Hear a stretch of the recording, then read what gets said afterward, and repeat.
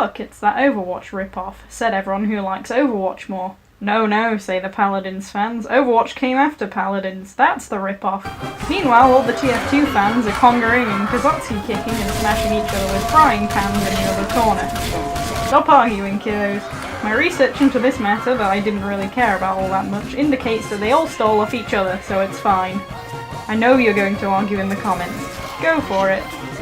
Personally, I rather enjoy the fact that Barrick both looks like a Ginger Torbjorn who took actual decent care of himself and, like the NG in TF2, took an acid trip to Middle-earth, let himself go a bit, and managed to grow a real beard all at the same time. How can a character simultaneously remind you of two other characters? Who knows, but I like it.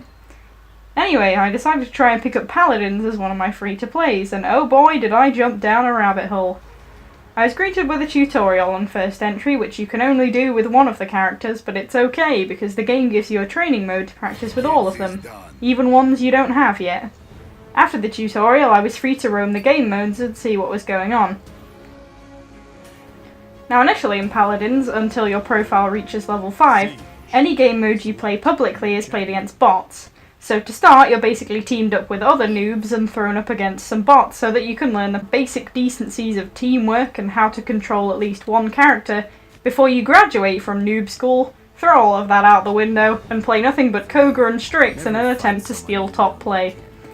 Paladins offers you 3 game modes: Onslaught, Siege, and Team Deathmatch. For TF2 players, that's King of the Hill, Payload, and, well, everyone knows what a deathmatch is, come on. For Overwatch players, ha! You actually paid for a game. After choosing your game mode, you get to choose your player. You can pick a character from one of 4 ranks: Damage, Flank, Frontline, and Support. Thankfully, the game promotes the spread of ability, telling you the yellow warning sign when everyone in your team is a jackass and has picked Flank and Damage because no one likes Support or Frontline, goddammit. Damage class is all about inflicting heavy wounds, and unless you're another Damage, you'll probably die in a 1v1 at distance with them. Up close, you have a bit of a better chance. This area usually includes snipers or general long-range attackers. Your flank class can inflict heavy damage too, but they're very bad at taking damage, so the intent for them is to go around the back of people and kill them when they're not looking. Frontline is effectively your tank. Most of these can throw out shields, and when those get destroyed, they can soak up bullets like a fleshy bulletproof vest. Some can do fairly big damage, but mostly they're just there to be a fat wall. And finally, your support classes. They're supposed to heal, hiding around the back so they don't get one-shotted because they have bad health, and can inflict a fair amount of damage of their own. The only time having ability variety across the team doesn't matter is Team Deathmatch. Having a healer can be helpful, but it's a race to get 40 kills first for both teams, so you can get away with going with only damage and flank, provided your team have some ounce of skill and won't get nerfed into oblivion every time they step near an enemy. You get a handful of characters for free to begin with from each class. There are also temporary promotions for characters at certain times, so even if you haven't purchased them, you can use them in the game modes. It's sort of like a trial period for you to get to grips with them and see if you want to invest in them. It was the perfect chance for me to realise that I hate Inara. You can do this in the training mode too, but with this way you can apply them to actual game modes and get a better feel. In actual game modes, you can't switch out once you choose a character to begin with, so if you suck, then you suck. And you have to live with what you've done to your team. As for purchasing characters, you earn coins from playing matches, leveling up character and profile ranks, from daily reward drops, and from completing quests and challenges. Characters are either 30,000 G or 60,000 G, depending on how new/apparently good they are. You can also buy them with gems, but that requires you to pay real human coins. I don't have any of those. If you're willing to dish out cash, you can also level up your battle pass, basically your profile level, to a gold level 1 and get a ton of perks including coins, gems, chests which give you skins and mounts and emotes and stuff, team booster stamps which give your team extra health and damage in game modes, and all sorts of other stuff.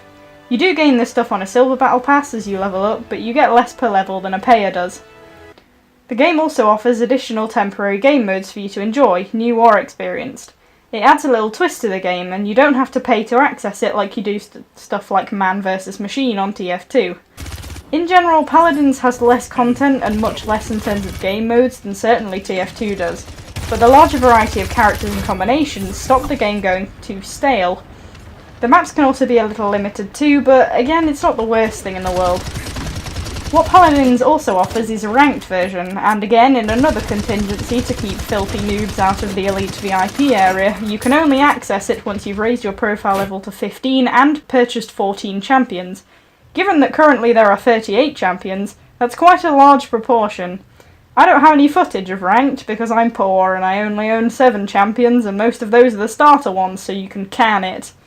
I've already played nearly 20 hours on this. It would take me too long. I know it probably makes me a trash reviewer, but come on.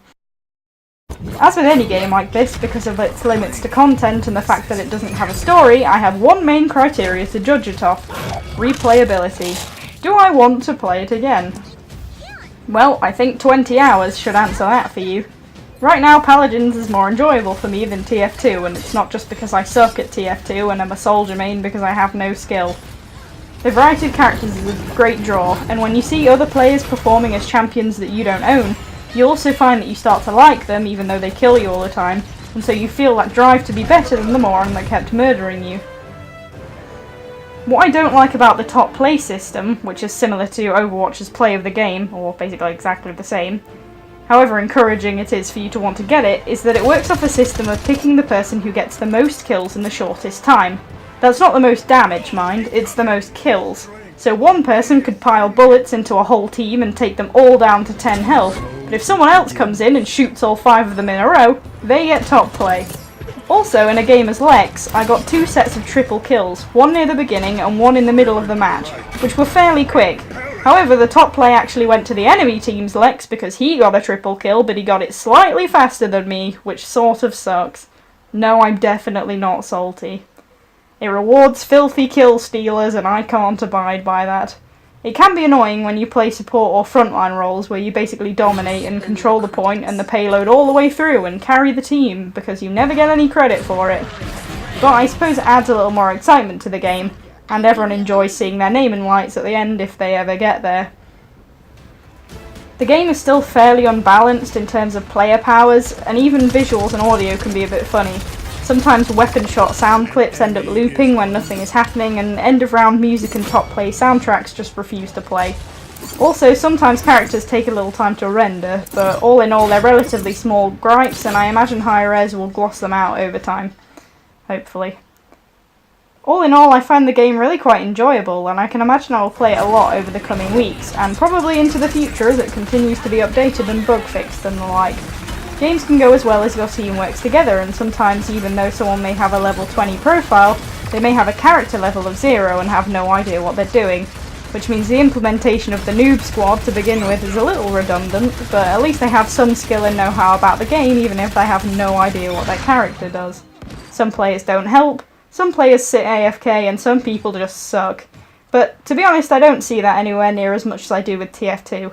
Although that could have something to do with the fact that you can't get about 20 players on each team, you can only get 5, so there's less opportunity for trolls and game ruiners, and there are no lag bots and crash bots. Once someone picks a character, everyone else is locked out of it, so you can't have 2 of the same character on the same team.